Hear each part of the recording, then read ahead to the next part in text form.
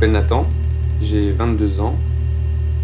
Je suis en première année de master en chinois. Et l'année dernière, j'étais en Chine pour mes études. Et au mois de mars, on m'a trouvé une leucémie.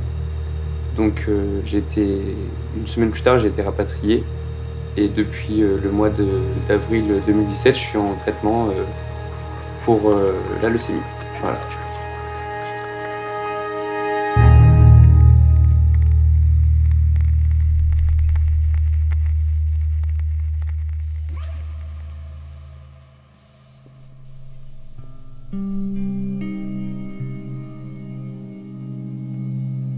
Au début, c'est des petits trucs, genre de la fatigue. Parfois, il y avait des petites marches à monter et j'étais essoufflé et je trouvais ça bizarre, mais je me posais pas plus de questions que ça, quoi. Je mettais ça sur le compte de la fatigue. J'avais souvent des infections, en fait. Ça m'arrivait d'avoir très mal aux dents.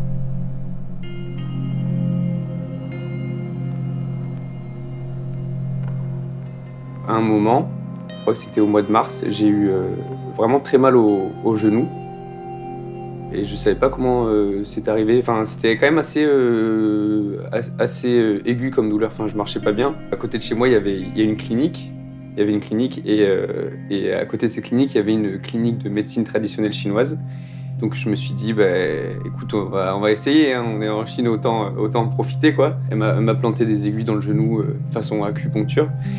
Et, et ça a soulagé sur le moment, tu vois, c'était agréable, mais bon, c'est pas comme ça qu'on soigne une leucémie, quoi.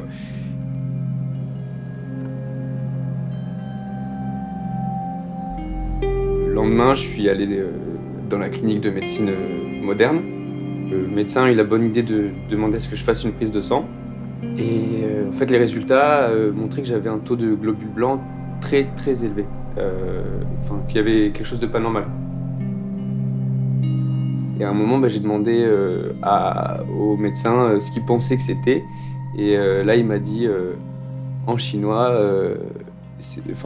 le nom de la maladie, c'était Bai Xue Bing. Et là, je connaissais pas du tout, donc j'ai regardé sur mon petit dictionnaire. Et du coup, quand j'ai vu leucémie, je fais ah ouais, d'accord, ok. Donc là, on est sur du gros level de maladie quand même. Mais sur le moment, tu vois, il n'y avait pas de diagnostic. Ils pensaient que c'était ça, mais on n'avait pas fait encore tous les examens nécessaires pour poser le diagnostic. Et là-bas, en fait, on a fait un myélogramme. Et 3 jours plus tard, on a eu les résultats.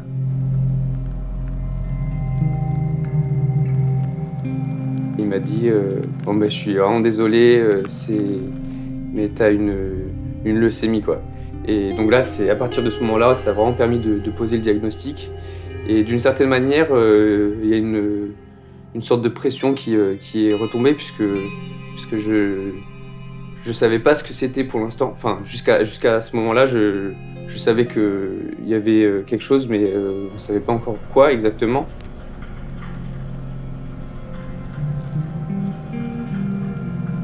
Sur le moment, j'avais pris la nouvelle j'ai pas vraiment réalisé, quoi. Juste, j'ai fait ok, bon, d'accord. Bon, j'ai envoyé un message à ma mère pour lui dire que j'étais malade. Et le moment où ça m'a vraiment frappé de plein fouet, c'est quand elle m'a répondu. Elle m'a dit avec une voix très solennelle qu'elle était vraiment désolée d'apprendre la nouvelle, quoi. Et là, quand j'ai entendu sa voix, ça m'a vraiment soulevé le cœur, quoi, parce que de l'entendre dans sa bouche, d'une certaine manière, je pense que ça m'a permis de réaliser. Et il y a aussi le fait qu'elle me manquait beaucoup, parce que ça faisait 6 mois que je l'avais pas vue. Donc quand j'ai entendu le message, j'ai fondu en larmes, quoi. Et puis, t'es dans un pays à l'autre bout du monde de chez toi, t'apprends que t'as un cancer. C'est un peu le monde qui s'écroule, quoi.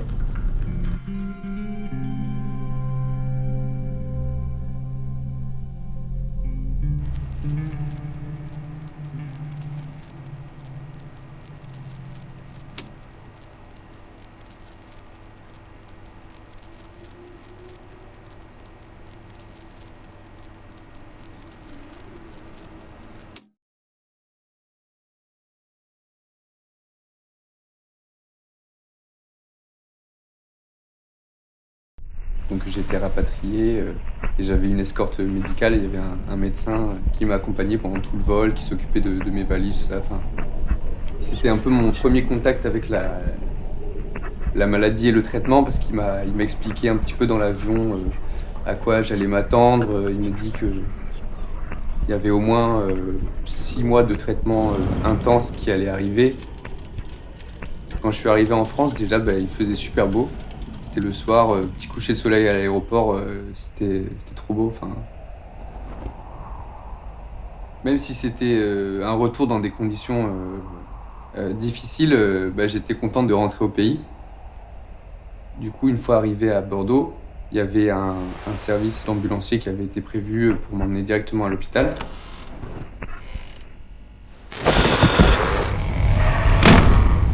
Et sur le coup, je pensais que j'allais à l'hôpital pendant peut-être le week-end, qu'ils allaient me faire un examen, me dire 2-3 trucs sur le traitement, un truc comme ça, et qu'après j'allais pouvoir être tranquille à la maison, peinard.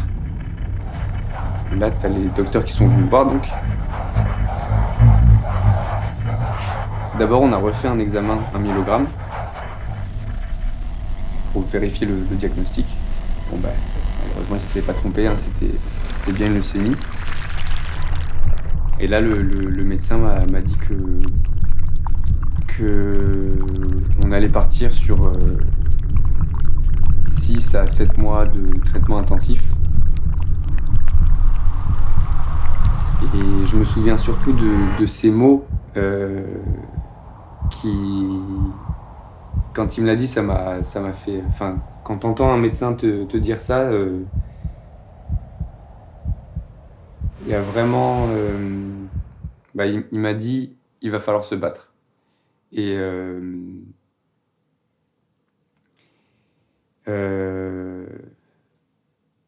ouais, c'est des mots tellement forts en fait dans la bouche d'un médecin quand il te dit ça pour ta propre vie, quoi.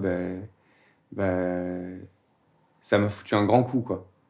Et quand il est parti, je me suis retrouvé seul avec ma mère et ma sœur et là, j'ai beaucoup pleuré. C'était vraiment une annonce.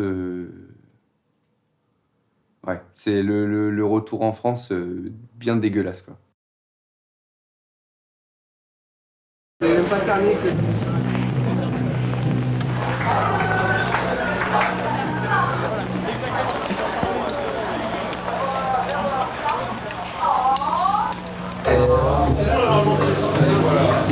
Vas-y, on va juste pour savoir.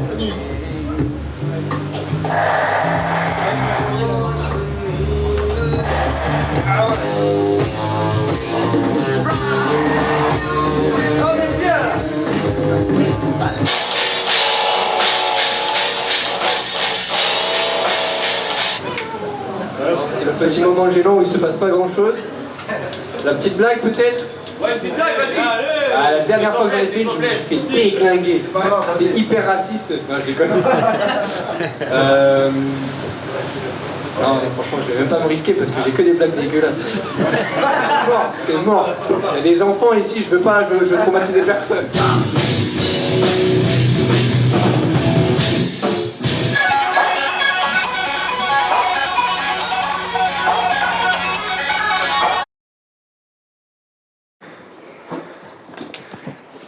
Bienvenue chez moi.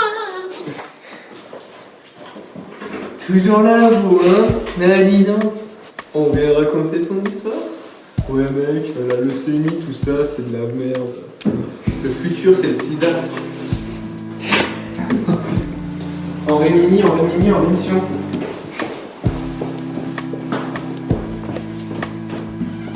Je dirais que ça, fondamentalement, ça m'a pas changé. Si tu veux, je suis toujours moi-même, hein. Mais c'est sûr qu'après, il y a certaines choses qui ont changé forcément. De tomber malade, ça apporte un nouveau regard sur la vie. Je pense que de base, on entretient tous un rapport avec la mort, si tu veux, qui est plus ou moins fort. Et forcément, quand tu es dans une situation de vie ou de mort, où il y a un pronostic vital qui est engagé, c'est d'autant plus fort, quoi, si tu veux. T'as d'autant plus conscience de la finitude de ta vie, et que t'es 3 fois rien, quoi. T'es un grain de poussière sur un caillou perdu dans l'espace, quoi. Et si tu veux, cette conception-là de la vie, ça permet de prendre du recul sur beaucoup de choses. Par exemple, sur les petits problèmes, les petites emmerdes du quotidien, les petits tracas, quand tu passes à côté de ça, tu dis écoute, déjà je suis là aujourd'hui, c'est tout con comme ça, mais c'est déjà énorme, quoi. Et rien que pour ça, ça vaut pas la peine de se prendre la tête pour des futilités.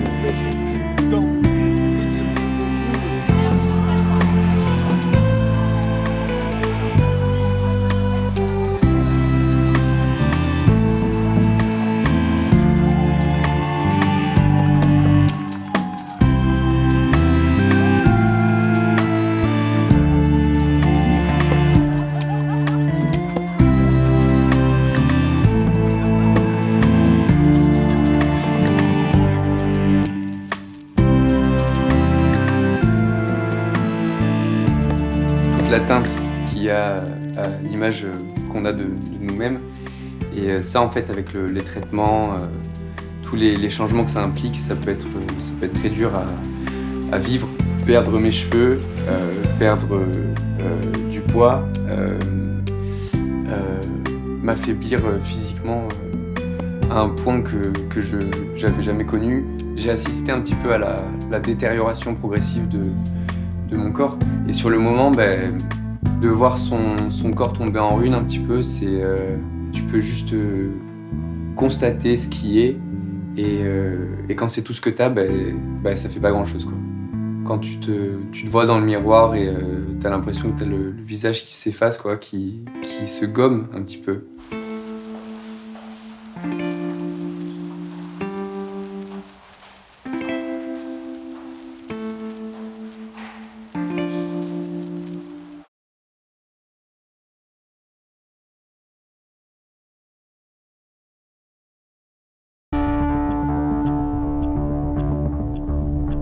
Les journées à l'hôpital, elles sont comme aucune autre journée, quoi. Et de toutes celles que j'ai pu passer, je pense que c'est les pires.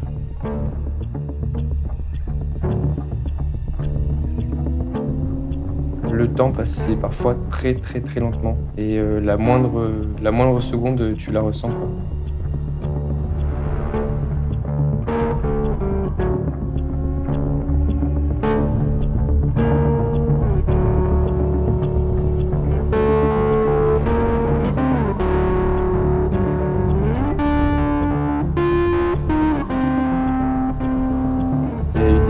Des moments où j'en pouvais plus de cette journée qui allait jamais se terminer, quoi.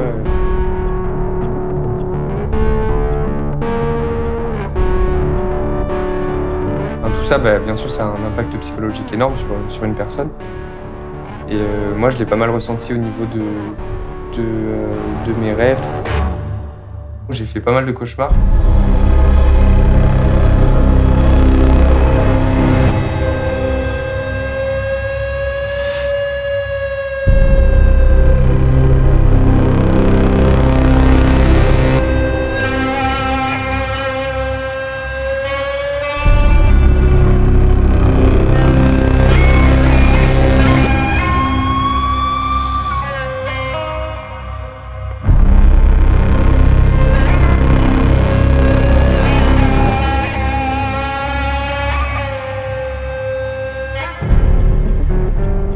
Il se passait rien, tout le temps le nez rivé sur l'horloge en attendant que le temps passe.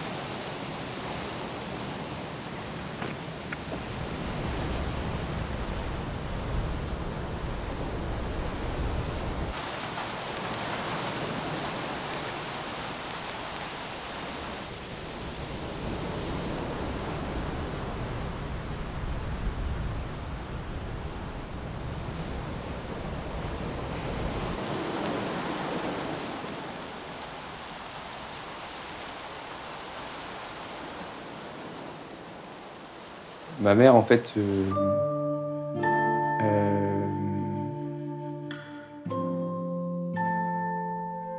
c'est vraiment mon premier allié, si tu veux, face à la maladie. Genre, elle est tellement bonne dans son rôle de mère, si tu veux. Pour moi, c'est l'épaule sur laquelle je peux pleurer.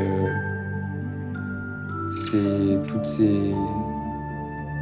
Enfin, la douceur qu'elle met dans ses mots et elle sait vraiment me consoler. Enfin, maintenant, elle a 22 ans d'expérience là-dedans, donc elle a toujours eu le truc, si tu veux, de la maman, quoi.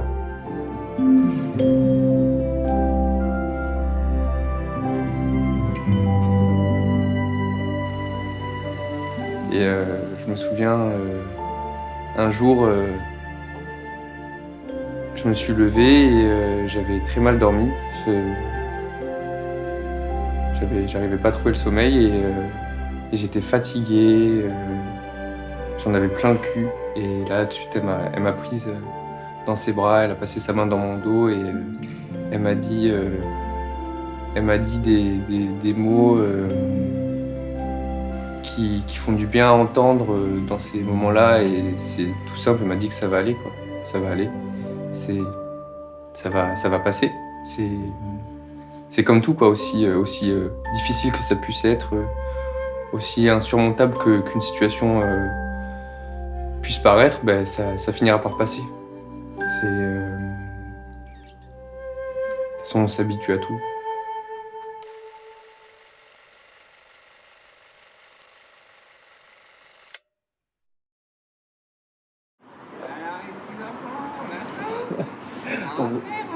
Tu veux pas qu'on vous attend pas là plutôt?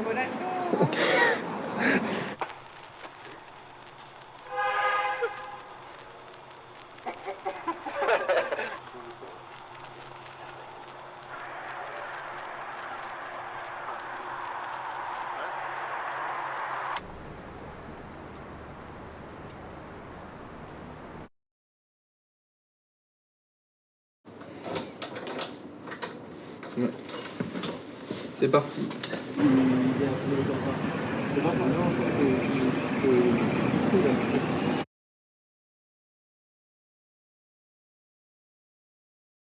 C'est un peu particulier, je la dédicace à mon papa qui nous a quittés cette semaine.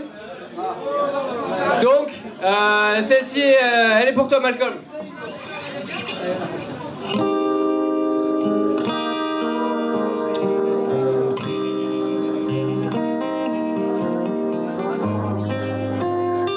Si tu veux, avec mon père, en fait, quand moi je suis tombé malade, lui il m'a dit qu'il était aussi tombé malade 3 semaines avant, qu'il avait un lymphome. Donc si tu veux, on a les 2 nouvelles qui arrivent à peu près au même moment. Donc double peine un petit peu.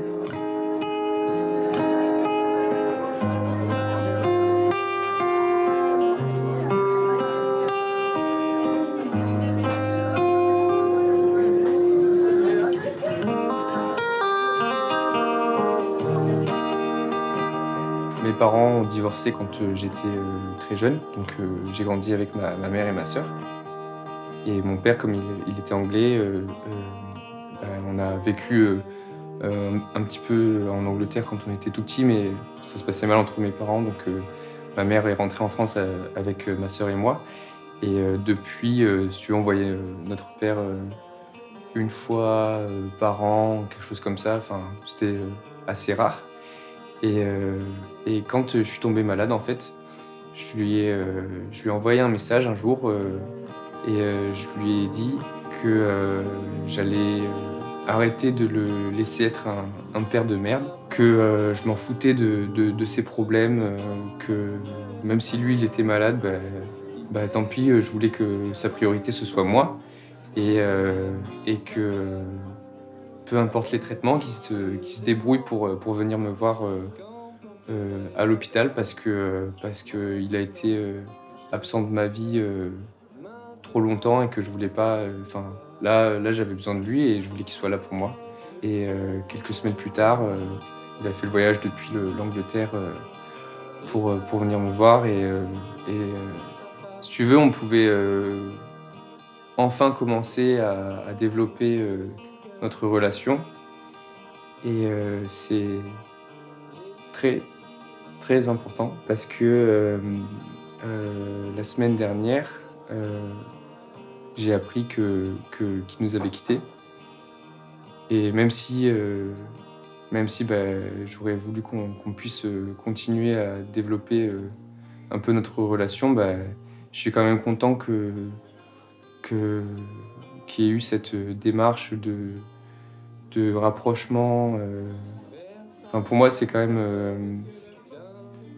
c'est vraiment la victoire de l'amour d'une certaine manière.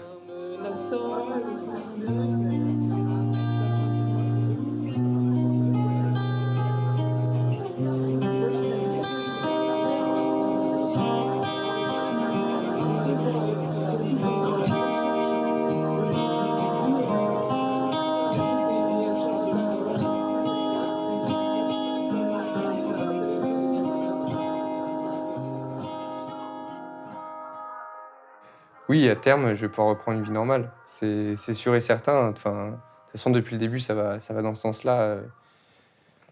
Pour simplifier un peu les choses, avec la maladie, je suis contraint de faire une pause un peu dans ma vie, mais ça reviendra. Enfin, je suis encore jeune. Ça fait tellement une différence, quoi, au niveau de l'impact des traitements. Même s'il y a des moments très durs à passer. Pour l'instant, je m'estime quand même vachement chanceux.